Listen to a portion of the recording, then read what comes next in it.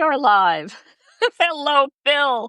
Karen, welcome. Nice to see you again. Linda Tether. Hello, Jennifer. Australia is in the room. Welcome, everyone. I'm Barbara Tien with Projectkin, and joining me today is In the Kathy. room.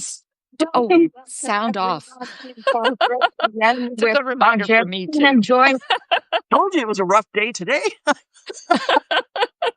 Oh, we're Sorry all about going to be that, kind of folks. a little bit Technical off the cuff. difficulties in Canada today. All good, all good. Canada just needs a good night's sleep. Oh, look at that. Hello, Aberdeen, or in the beaches beyond Aberdeen. And Larkham has joined us today. Hello, Hi, man. Dr. Mary Marshall. It's good to see you. You know, we do these each Sunday with whatever the highlight is for the week ahead. And of course, Kathy Stone is here for Kathy's Corner this week. And oh, thank you for the hearts. It's always good to have these kind of old home week. And this is the last month or the last of our meetings for Save Your Photos month. So you have a special episode planned this week. Is that right, Kathy? I do. I thought that because Save Your Photos Month I mentioned, but in last month before Kathy's Corner, that it's important to me because when Save Your Photos Month was founded, it was initially founded as Save Your Photos Day by who are now the photo managers. But at that point, we were called the Association of Personal Photo Organizers back in the day. And so at a conference that was held in Dallas, it was right after Hurricane Sandy, and prior to that had been the Joplin tornadoes and the severe flooding we had here in southern Alberta. So I sat on a panel with a gentleman from Thad Beeler from Joplin, and a fellow, Gord, forgotten Gord's last name. He was the founder of and the developer of FlipPal, which is now no longer exists. But he was there because he was lending out FlipPals to help with Hurricane Sandy with finding photos. So they were both dealing with photos that were not only damaged but lost because they blew away. And then myself and a lady named Cindy Browning, who's a photo manager from Calgary, her and I did a lot of work after the flooding here in southern Alberta. And so after the discussion, a lot of the talk was around, okay, this is, we've talked about all these things, but what can we do to get so people don't get in that position? We don't want people to have their photos damaged and lost. So many people lost photos. And it's one of the things most people mention when they're talking about what would you grab if your house caught on fire, right, or if you as a had to matter of fact, evacuate. you remember just this spring when we had those terrible fires down in Los Yes. Angeles. Arn Younglis, who is in the LA area, wrote a terrific post, as did Diane, Denise Allen, about how to walk around your house with a camera, how to collect your photos, very clear multi-step process. I even printed it out somewhere right here. Yes. Because that's important. And thank you, Bill. Still have your Flip Pal. Those things are great. I still have my shop box. I still have my FlipPal too, Bill, and I still use it. And it was very handy for that type of work. So at the discussion surrounded, what can we do so people, and we're talking, 12, 13 years ago, digitization wasn't really it's nothing like what it was now. It's a huge difference back then. And so we thought, what could we do as a group to help people get ready and prevent losing everything in natural disasters? And that was the start of Save Your Photos Day. So we actually held one that year, 2014, in the fall, a single day. And myself and Cindy Browning, we had a day here in Calgary with scanners. Kodak Alaris, out of Florida, there was a company who used to sell all their products. They sent us scanners and a technician to help us. And so we had a big day and we did presentations, and that went on all over North America. And so then after that, when we were talking after, we said we need more than a day because up here in Canada, September is when kids go back to school. So it tends to be a crazy time anyway. And one day, if you didn't happen to be able to make it, so that's when it became Save Your Photos Month. Then over the years, as the photo managers have grown And sadly, more disasters have happened. Every year they sponsor Save Your Photos Month, and it is September every year. So when I was looking at that, I thought, well, I don't think I'll be doing any in-person offering scanning since I don't do that anymore. But what could I do? And I thought, you know what? In Kathy's Corner just happens to fall at the end of Save Your Photos Month. So let's talk a little bit about damaged photos, not on that scope, although it doesn't matter if it's one photo or 20,000. It's just a matter of how much long it's going to take you. But let's talk a bit about what we can do with the photos that are damaged in our that we have in our collection, and if there's things we can do about it. So Yeah. that's what I want to talk about on Thursday. Yeah, I think that's what many people may not realize about you. Hey, welcome, Bonnie. Bonnie, nice to see you. And Jennifer, nice to see you pop in. Hmm. Anne, um, is that you are one of the real experts on the subject. The work that you did on the flood, the Joplin Hmm. floods, I think it was, has made you not only the expert to write that article, but that article has been cited so many times as a reference source. You know, as we all get better and better and scanning gets better, we're all digital. Hmm. And managing the damaged photos becomes a craft, a forgotten craft, of what Hmm. to expect and how to get around the problem. What do you do when you have a wad of negatives or whatever else it might be? The unexpected surprises as answers goes a And long, long often we'll way. find them in our printed photo collections, like the photos themselves or negatives or whatever. We'll often come across a few that it's not that something happened to them and someone stuck them away in a box. And then all of a sudden, Yeah, as we're working on getting them all digitized, it's yeah, it's time to do something about it. And it's sort of like, oh, so, and when I first encountered, when I first started doing that, people were volunteering all over because of not only the city of Calgary, but southern Alberta. It went, some of them, the flood started in the mountains and came all the way past Calgary and east of Calgary. Many areas have flooded. And so there were a lot of people volunteering to do all sorts of things. A lot of people had to go and just um, rip out everything out of people's, like remove everything from people's yeah, houses. And I thought, I can't really do that. I have physical limitations. I can't really go and tear drywall out. What could I do? And so I thought I could help people with pictures. So it became a very, very fast learn as you go experience. But over the years, I have encountered more things that and now fire. Like at yeah. that point, one of my colleagues we talked about a house fire photo she'd got that came from a house fire and talked Mhm. through what to do about that. But now with all the forest fires, if people had stuff that got out, the chances of having smoke damage are pretty strong. And so Yeah, what can you do about that? Or when you open that box up that was in Grandpa's basement for a really long time and it's got a really bad smell. I want to talk a bit about that because there's safety aspects in this part too, which is a big thing for me yeah, is to make sure people are aware of, what precautions you might need to take. And I'm going to talk about that because that's one of the things I think I talked first in the article because I saw things during different natural disasters of people cleaning photos in a library, for example. And I'm like, and they were flood photos and most likely had mold. And like, no, don't take mold yeah, into the library.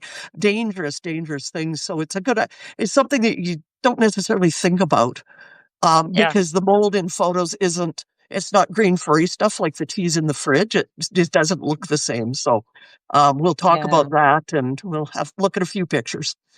That'll be I great, won't and make it it'll be a great to whole have the slideshow.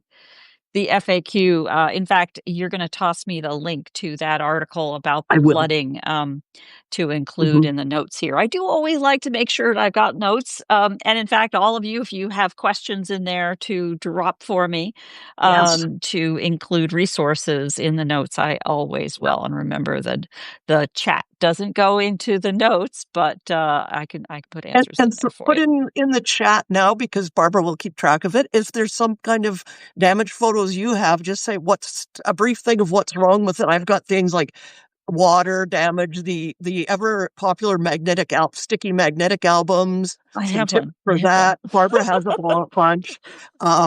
Photos stuck to glass. That's one that's fairly common. There's one right there. Yeah. What else did I have here? Water damage to negatives, Yes. to Corn. slides. Yeah. Corn? Photos with hairs in them. Wait, Uh, corn? Torn. Did you say No, I said torn. oh, torn. Oh, Torn. sorry. I was going from all words that rhyme with corn, and I ran into some trouble there. Ah, the fun we have, the fun we Yes. So have. if you've got some damaged photos, pop in the chat and then or come on Thursday and we'll make sure we give you some advice on that. So that's kind of in the nutshell, what I'm looking forward to doing on Thursday. So, Yeah, and thank you. Anne points out it is such an important topic with both the care for the photos, but also the safety aspects, and both health and safety, and safety to other objects like mold on books in a library or whatever. I was amazed at the stories from the fires in Los Angeles this last mhm, round, where the topic came up of people who had lost not only the hard copies of the photo collection, but also hard drives and computers and so on. yes. And what was interesting about that is how they were reaching out to cousins and friends who might have other copies of the same photos. I thought that was Mhm, really touching. I don't know.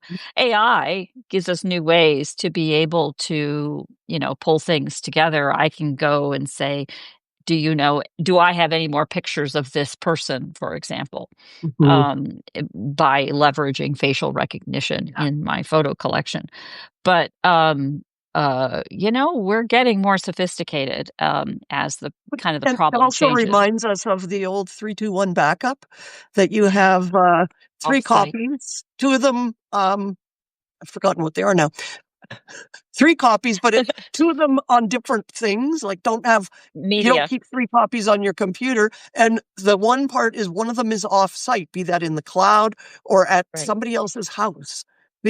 yeah, Because fire, if you've got your two backup copies on two externals and they're both in your house, and someone at your house, heaven forbid, catches on fire, or you have to evacuate, trying to remember to grab everything, or if somebody breaks into your house and takes your computer and your hard drives, you're kind of lost. So that's yeah, the off-site, and to me the cloud works perfectly well because you can keep it up to date easier. But if you don't like that idea, put it on another drive, put it in your safety deposit box, take it to a friend's house, but have it and somewhere else. And as I have been counseled and have finally complied with, is that even if you do very religiously keep all of your photos in a stored cloud based archive, good for you. But where else are you keeping it?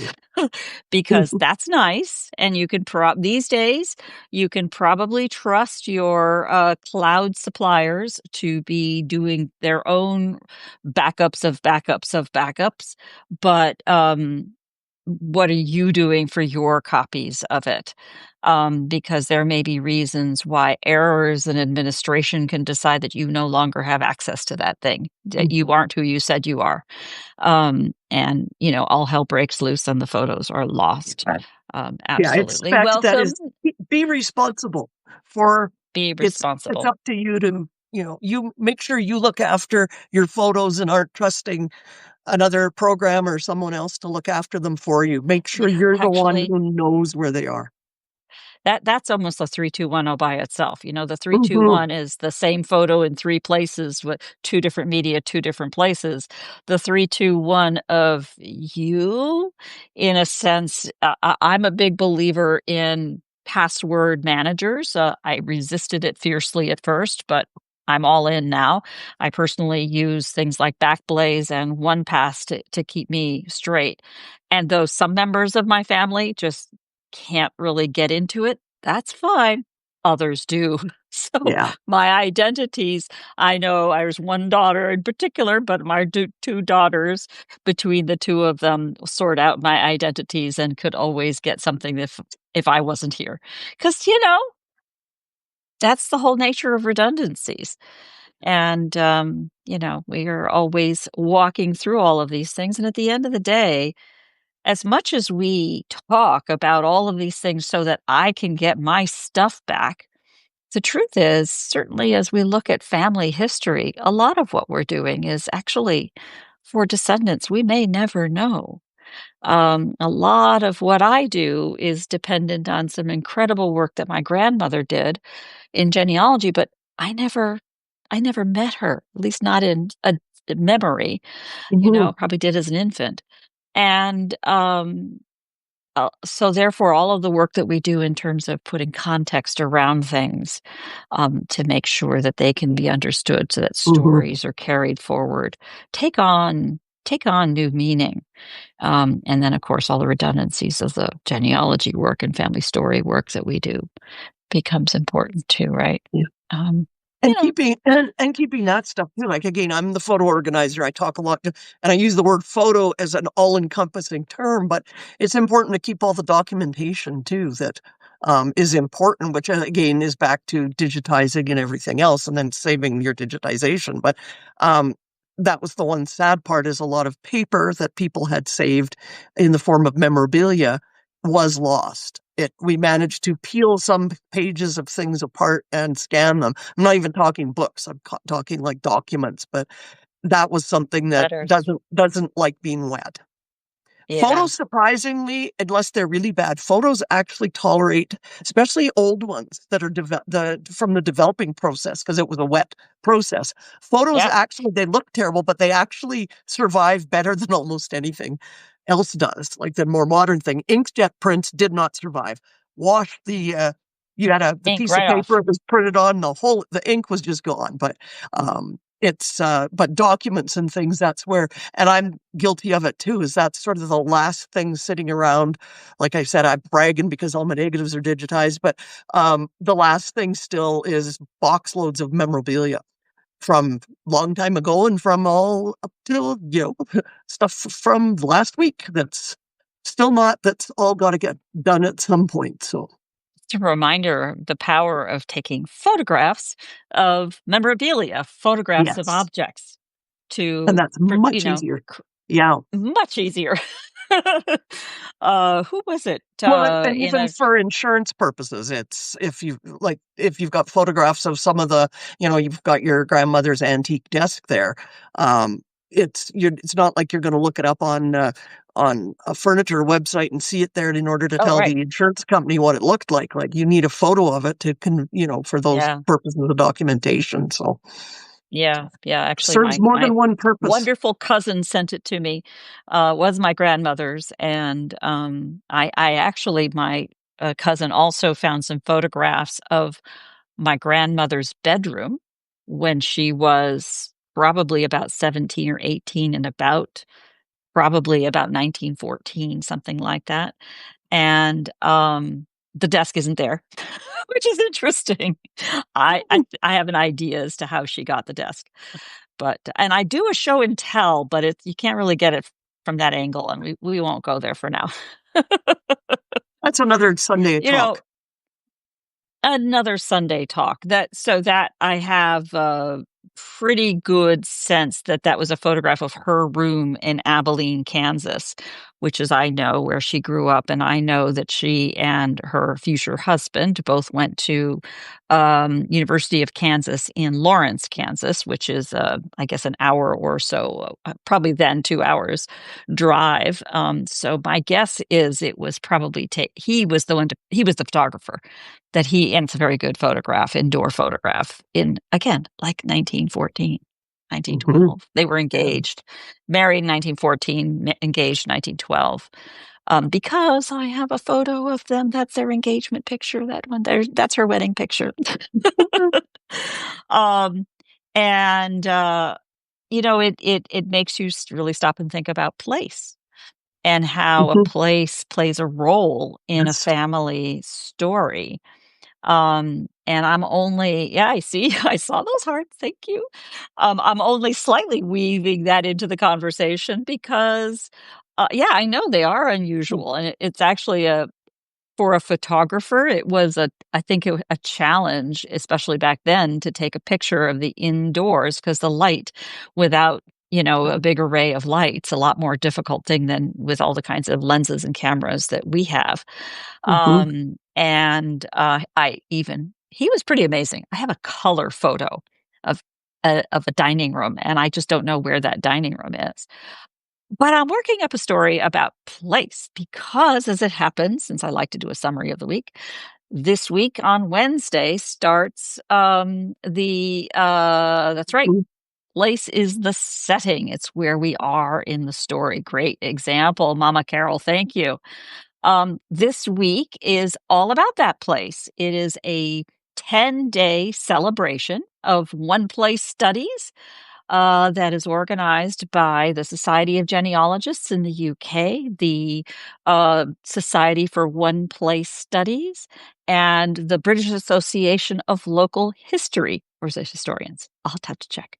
And they have done this. I think it started as the 10-year anniversary for the Society for One Place Studies, and then it just kind of compounded. They've been doing it several years since. This year is a little bit of a mini event because everybody's busy. But I'm thrilled to participate as Projectkin. Originally, we were saying, hey, hey, hey, what about us on the other side of the planet? You do this big deal about it being a 12-hour thing that starts at midnight for us. Come on, man. So, anyway, we will be doing things with speakers, including, and are we in here? Let me see.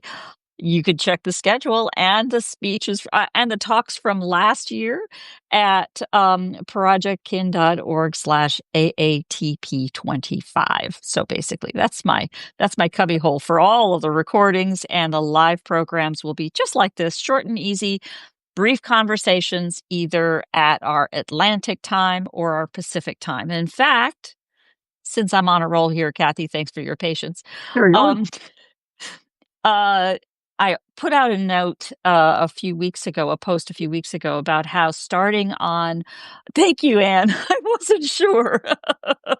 Sometimes, too many details flying around. Um, Starting on September 28th in New Zealand is when they jump forward to summertime as we fall back to standard time, but we don't do that until November. So there is a 6-week period of time where the world is all confused because, New Zealand and Australia can't do it at the same time. The North America, Canada, United States, we do agree on this one, thankfully. But the UK, of course, and the North America don't agree on the same time zone changes. So I put together this is the secret decoder weapon, an infographic, we'll call it that, for where everybody is changing times so we can keep up with it. The key thing to know is that it all starts, good morning, New Zealand. Nice to see you. Thank you, Jane. It all starts on September 28th, which is next Sunday. Hmm. And that's when it starts. And then we have Australia changes, the UK changes, and North America, United States, and Canada changes last. I don't believe Mexico changes at all. So good for them. But Smart they're people. smart people. So we keep it all straight, and I'm using the excuse of that changeover to say, you know what, I can't keep up with so many different times either. So I can only keep up with two. That's why I talk about Atlantic and Pacific. And so Kathy's Corner, starting in October, will be at the Pacific time, not Pacific in Mountain Time, which is what it has been. And the Sunday, the week of Kathy's Corner, the Substack Live will be in the Atlantic time zone, right? So all of you, I see you, Anne Larkham. We'll look out for you in Scotland, and make sure that it starts at a time that's a little more convenient for you. None of this midnight stuff for you. And anyway, we're just trying to, you know, figure it out. Take our steps, right? Mhm. Are there any of those questions that you want to see if you can stump Kathy? And actually, here's a tip. You can't stump Kathy. But if you have some things that you've been dying to know about untangling your photos, drop them into the notes now and give Kathy the benefit of a couple of days to look it up.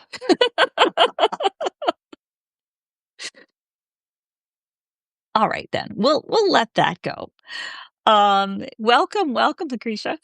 Uh, Starting on Wednesday, Pacific time, that is, I do hope you can join us for this All About That Place series.